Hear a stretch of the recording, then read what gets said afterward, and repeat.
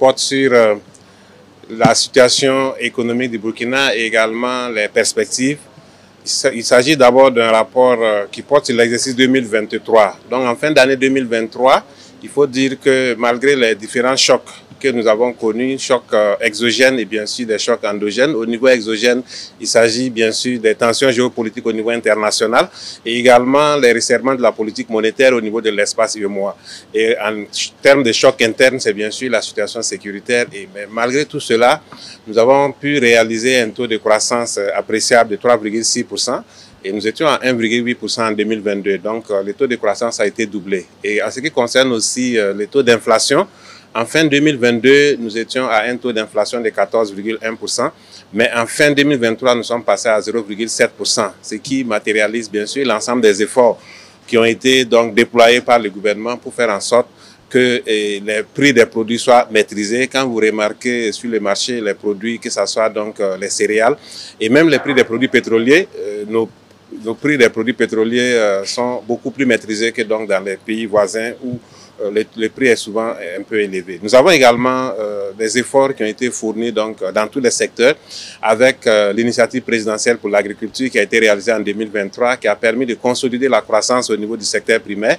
Et il y a également donc, au niveau du secteur secondaire la production, notamment au niveau de la production d'or, dont la quantité a baissé, mais avec le cours important qui a été constaté sur le marché, cela a permis d'accroître donc les recettes d'exportation. Alors, on peut également noter qu'en 2023, les recouvrements étaient à un niveau assez intéressant. Toutes les régies des recettes ont fait des efforts pour un recouvrement très important. Maintenant, nous ne pouvons pas présenter la situation de 2023 sans présenter la situation de 2024 actuellement. Il faut dire que pour 2024, nous avons un taux de croissance prévu à 5,5%, bien sûr avec un certain nombre d'hypothèses qui peuvent même permettre d'aller à un taux au-delà de cela. Et au titre du premier trimestre également, les efforts ont continué donc au niveau de toutes les structures du ministère de l'économie, des finances et de la prospective pour améliorer encore les recouvrements. En fin du trimestre 2023, nous n'avons pas atteint les objectifs qui étaient fixés, mais avec donc les efforts qui ont été déployés et les actions en cours, nous pensons que nous allons pouvoir rattraper cela et permettre donc de faire face aux opérations de l'État. Donc globalement, on peut dire qu'il y a de l'espoir pour que la situation économique s'améliore. Et cela est bien sûr tributaire de la maîtrise de la situation sécuritaire qui est en train de s'améliorer, mais également de la pluviométrie qui, si elle est bonne, permettra donc d'avoir une bonne récolte et bien sûr d'impacter positivement le secteur primaire. Le deuxième rapport porte sur la nationalisation de la Banque commerciale du Burkina. Il faut dire que la Banque commerciale du Burkina est une banque créée par l'État burkinabé et la Banque arabe libyenne, donc détenue par l'État libyen. Et la banque a fait plus de 40 ans d'existence avec une parité dans le capital où l'État burkinabé a 50% et également la Libye à 50%. Et dans le fonctionnement de la banque, nous nous sommes rendus compte qu'il y a beaucoup de difficultés dû au fait que le partenaire libyen n'a pas apporté le soutien qu'il devait apporter pour le fonctionnement de la banque. Et depuis longtemps, les efforts du gouvernement ont permis donc à la banque de se maintenir. Et naturellement, dans un tel contexte, entre partenaires, il est important de se parler et de voir quelles solutions on peut trouver. Nous avons engagé des discussions avec les partenaires libyens, d'abord en 2018, où on avait pensé qu'il fallait donc permettre à un troisième partenaire de rentrer, pour d'ailleurs même se conformer donc au texte de l'UEMOA, parce qu'aujourd'hui, quand nous regardons, le fonctionnement de la banque avec une parité de 50-50 n'est pas conforme au texte actuellement.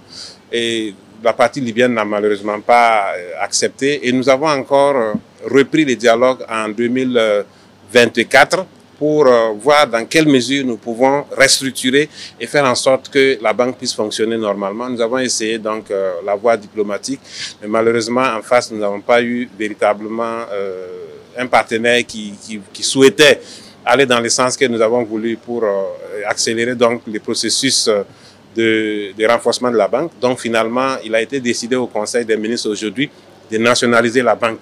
Bien sûr, nous allons entrer en contact avec le partenaire pour voir dans quelle mesure nous pouvons évaluer ses parts et bien sûr lui rembourser et permettre donc à l'État d'avoir le contrôle de la banque, quitte à ce que l'État, s'il le souhaite, fasse venir un partenaire stratégique pour faire en sorte que la banque puisse jouer un rôle important dans l'économie du Burkina Faso. Nous voulons par ce message aussi rassurer tous les travailleurs de la Banque commerciale du Burkina que, en réalité, le fait de sortir les partenaires libyens ne va pas toucher, bien sûr, à la manière dont les ressources humaines sont gérées. Et a priori, c'est juste que l'État va donc prendre le contrôle, sans doute avec des partenaires qu'il aura désignés. Et également, nous pouvons rassurer également les clients que les efforts qu'on va faire maintenant, c'est pour permettre de renforcer davantage la banque et faire en sorte que la banque puisse jouer pleinement son rôle dans notre économie. Donc, nous pensons que les perspectives devraient être bonnes pour la banque et donc ça permettra un meilleur financement de l'économie et également une meilleure inclusion financière. Le troisième dossier porte sur l'autorisation de prise de participation de l'APEC dans le capital social de la société Faso Tomate Sofato à titre de régularisation. Il faut dire que la société Faso Tomate est partie d'initiatives privées à travers donc la collecte des ressources par l'entrepreneuriat communautaire. Donc une coopérative a été créée, mais à un moment donné, la coopérative rencontrait des difficultés parce qu'elle n'arrivait pas à lever les fonds qui étaient nécessaires pour faire face donc au fonctionnement de la société. En novembre 2022, l'État burkinabé a décidé de faire en sorte que le capital soit renforcé à travers un accompagnement d'abord du Fonds burkinabé de développement économique et social. Et cela a permis donc de faire des avancées dans le déploiement de l'entreprise. Et aujourd'hui, il a été jugé nécessaire de renforcer davantage le capital de la société. Et c'est dans ce sens que l'APEC a été autorisée à prendre 28% du capital de la société. Donc cela permet à la société d'avoir des ressources et également d'avoir un actionnariat assez solide pour pouvoir exercer convenablement. La phase de construction est totalement finie. Il reste donc juste le lancement. Et nous pensons que cette société va apporter une contribution importante dans la production, la transformation des matières premières, notamment la tomate, et également permettre de créer de la main-d'œuvre, notamment pour la jeunesse du côté de la commune de Yako, où l'entreprise est située.